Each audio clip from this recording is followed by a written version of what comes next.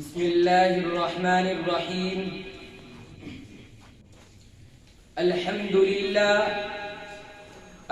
لله وكفى وسلام على عباده الذين اصطفى.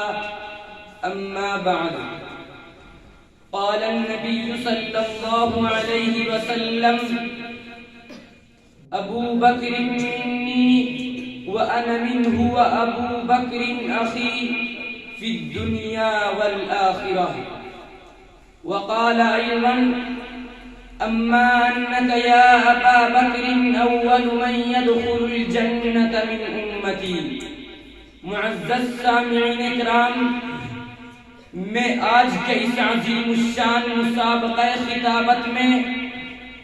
انبیاء کے بعد جن سے بشر کی اس مقدس ہستی کا ذکر خیر کرنے کی سعادت حاصل کر رہا ہوں، جس کو میں اور آپ خلیفہ بلا فصل محبوب کبریا کے یار غار و جانثار ابو بکر صدیق کے نام سے جانتے ہیں۔ چنانچہ میں آپ کو بتانا چاہتا ہوں کہ ابو بکر پہلا، جس نے سب سے پہلے کلمہ پڑھا، ابو بکر جو سب سے پہلا صحابی کہلایا، ابو بکر جس نے سب سے پہلے مومن ہونے کا اعزاز پایا، ابو بکر